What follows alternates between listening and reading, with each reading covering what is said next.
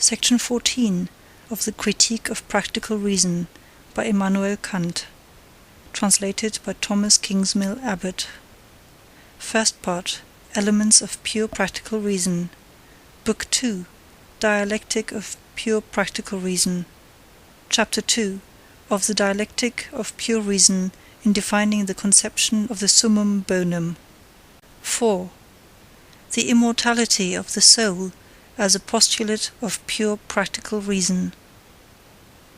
The realization of the Summum Bonum in the world is the necessary object of a will determinable by moral law. But in this will, the perfect accordance of the mind with the moral law is the supreme condition of the Summum Bonum. This, then, must be possible, as well as its object, since it is contained in the command to promote the latter. Now, the perfect accordance of the will with the moral law is holiness, a perfection of which no rational being of the sensible world is capable at any moment of his existence. Since, nevertheless, it is required as practically necessary, it can only be found in a progress in infinitum towards that perfect accordance, and on the principles of pure practical reason it is necessary to assume such a practical progress as the real object of our will. Now this endless progress is only possible on the supposition of an endless duration of the existence and personality of the same rational being, which is called the immortality of the soul. The Summum Bonum, then, practically is only possible on the supposition of the immortality of the soul. Consequently, this immortality, being inseparably connected with the moral law, is a postulate of pure practical reason, by which I mean a theoretical proposition, not demonstrable as such, but which is an inseparable result of an unconditional a priori practical law.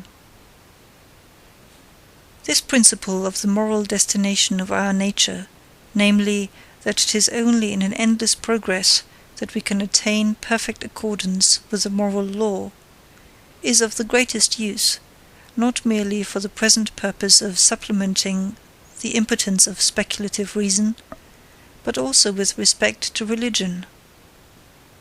In default of it, either the moral law is quite degraded from its holiness, being made out to be indulgent and conformable to our convenience, or else men strain their notions of their vocations and their expectations to an unattainable goal, hoping to acquire complete holiness of will, and so they lose themselves in fanatical theosophic dreams, which wholly contradict self-knowledge.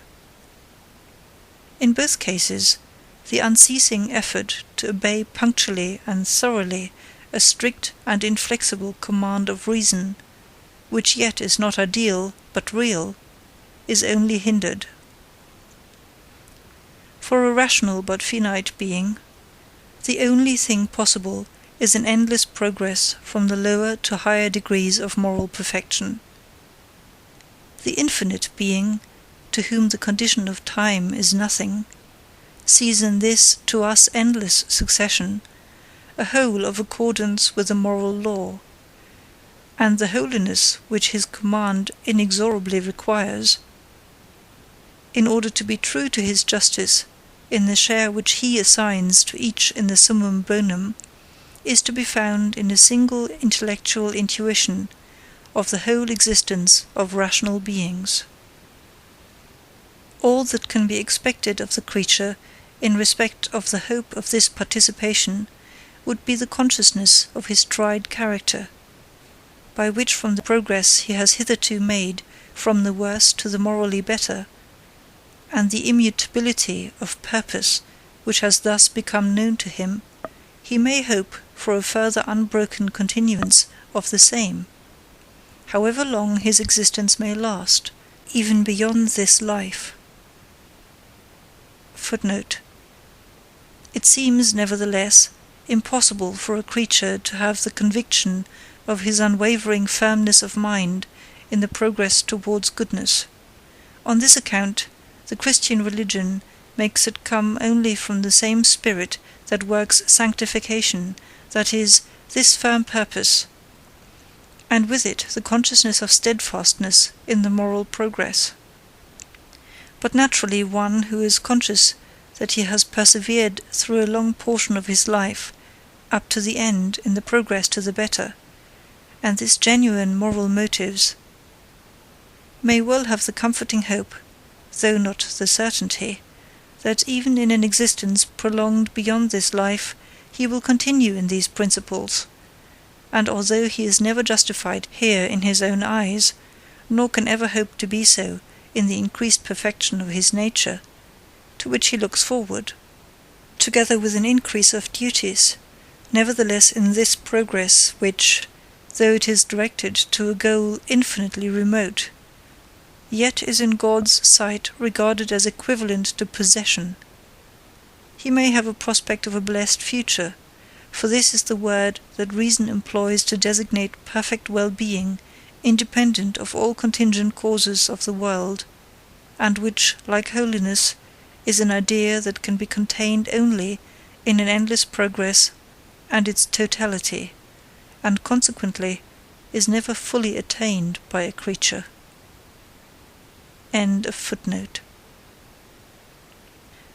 And thus he may hope, not indeed here, nor in any imaginable point of his future existence, but only in the endlessness of his duration, which God alone can survey, to be perfectly adequate to his will, without indulgence or excuse, which do not harmonize with justice.